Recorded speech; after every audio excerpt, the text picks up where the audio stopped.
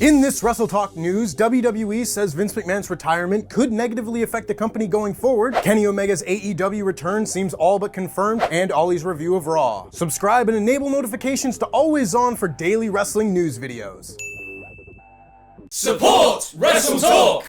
We are entering week 4 of the post-Vince McMahon era of WWE, and all things considered, the ship has continued sailing. Reports say morale is high backstage, the stock price went up, there's a renewed sense of interest in the WWE product as shows have been more enjoyable under Triple H. All is good, right? Wrong! Well, maybe wrong, as WWE has said in their latest statement on the matter that they believe the departure of Vince McMahon and the company's investigation into McMahon's alleged hush money settlements could adversely affect their financial performance. On one hand, it's not totally unreasonable to think that. As the investigation continues, it's not unreasonable to think that WWE could lose money from sponsors or the stock price decreasing. But then they dropped this juicy little nugget in the middle, saying the resignation of Vincent K. McMahon could adversely affect our ability to create popular characters and creative storylines, or could otherwise adversely affect our operating results. Pardon me for one moment, but what? Perhaps WWE's copywriter hasn't watched the product for the last, 5 years. There is undoubtedly a lot of uncertainty about the future of WWE at the moment, considering we are heading into completely uncharted waters, but I think WWE can exhale a little bit if they're of the belief that Vince McMahon was the driving force behind the creation of new stars and creative storylines. All of those stars, like Roman Reigns, and great storylines like Roman Reigns versus Brock Lesnar.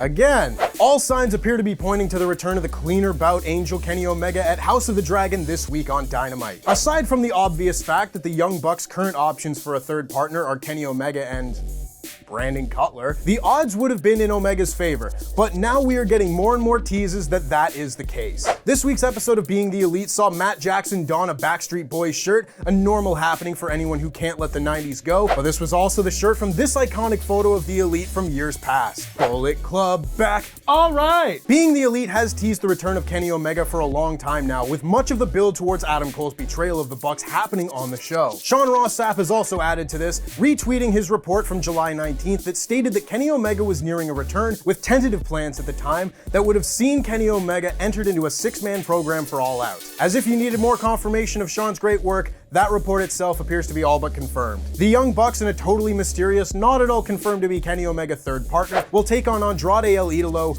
Roosh, and Dragon Lee in the first round of the AEW Trios Championship Tournament this week on Dynamite. Now a hot tag over to Ollie for Raw. Thanks for your support on Patreon, WrestleTalk's personal ring announcer Rodrigo Benitez and Ronald Coleman, baby! You too can get your own shout out by going to patreon.com/WrestleTalk. Now it's time for my review of Monday Night Raw. In about 5 minutes, if you believe Freud, people's sexual kinks apparently subconsciously find their way into their work. Completely unrelated, here's a picture of Judy Hopps from the movie Zootopia. Also completely unrelated, Triple H opened Raw with Rhea Ripley saying she's Dominic's pappy now, for this week's installment of Let's Dom Dom.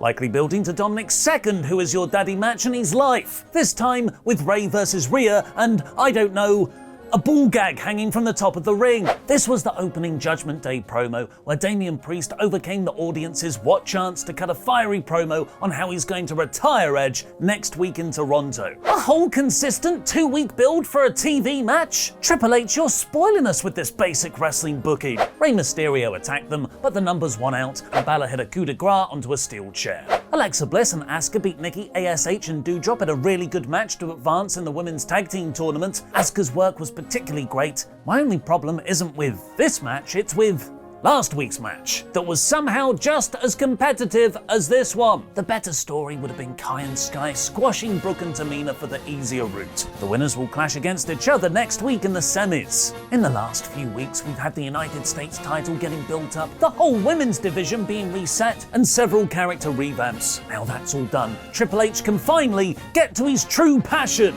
No, not the S&M thing. Tag team wrestling. There's only one problem.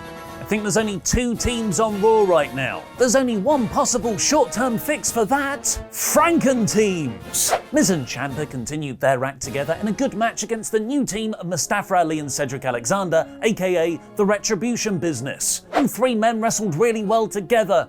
And The Miz. And Ciampa won with a great spot, catching Ali's 450 splash with his knee. As much as I hate to admit it, there's something that works quite well about Ciampa and Miz together. Especially if Ciampa's gonna turn on him first. We got a shot of Ezekiel surrounded by his family in hospital, who were also all played by Ezekiel, Eddie Murphy style. That was very funny. Totally undermines Kevin Owens' far more serious character reset, but still very funny. Speaking of, Drew McIntyre came out on Raw to confirm his back is injured because he's been carrying the weight of 20 men on it for the last 3 years. Ooh, sexy. You wouldn't know he was hurt though, because he then had probably the best Raw TV match of Triple H's reign so far. Kevin Owens interrupted McIntyre, saying he hasn't had a title for 5 years, so it's time to bring back the prize fighter. He's going for every single championship in the company: US, Intercontinental, Tag Team Belt, Sami Zayn reunion, yes please, and Universal Championship. Missed out the 24/7 title there, Kev. KO on a belt-collecting redemption arc is an awesome idea. Drew cut a just as intense promo back, which turned into an incredible match. KO has just had a serious character reset. Drew's fighting for the title in a matter of weeks. You can't beat either guy. How are you gonna book a satisfying clean finish? Easy.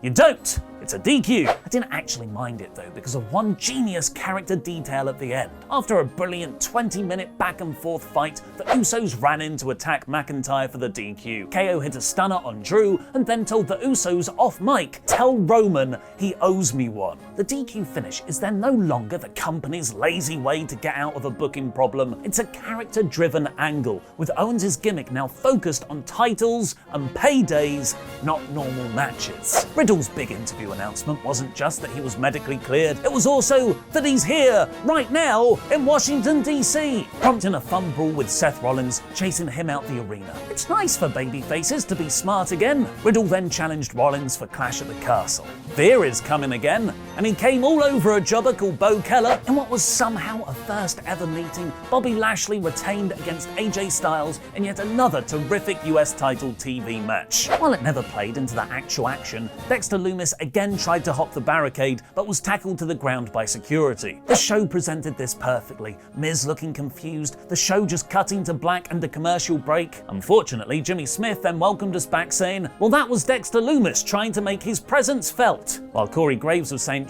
shut up, Jimmy, don't talk about it, making it feel like any other fake wrestling angle. Dakota Kai got an enhancement win over Dana Brooke, begging the question, why not have her and Sky squash Brooke and Tamina last week? And the main event saw a returning Theory versus Dolph Ziggler after the two had clashed backstage. Theory won the decent match, with both guys wrestling well, but this was not show closer caliber. The crowd weren't that invested, nothing was in the line, and not a single ex-WWE guy showed up. Where's my fired ex-WWE guys? Weirdly, it seems the improved quality of Raw has exposed how terrible a 3-hour duration is all over again. This was a great 2-hour episode of Raw, even being structured that way, with the US title match main eventing hour 2. The third hour is always the least watched, so it seems like WWE are intentionally phoning it in, giving the structure an unsatisfying middle peak energy. What did you think of Raw? Let me know in the comments. In a way, this was the best Triple H Raw yet, with 2 fantastic matches and great promos throughout. Although there was no big return or debut, the show is settling nicely into its average quality. The third hour is leaving a heavy dampener on the enjoyment though. This week's Raw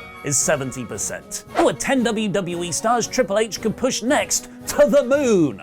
Watch more to find out. Well, it sure is an exciting time to be a wrestling fan, isn't it? The time that so many people had fantasy booked and speculated about is finally upon us, as Vince McMahon is out and Triple H is in. And in the first couple of weeks, Triple H has been sure to make his presence felt on the main roster, hasn't he? And he's made just a couple of tiny little changes, like bringing back to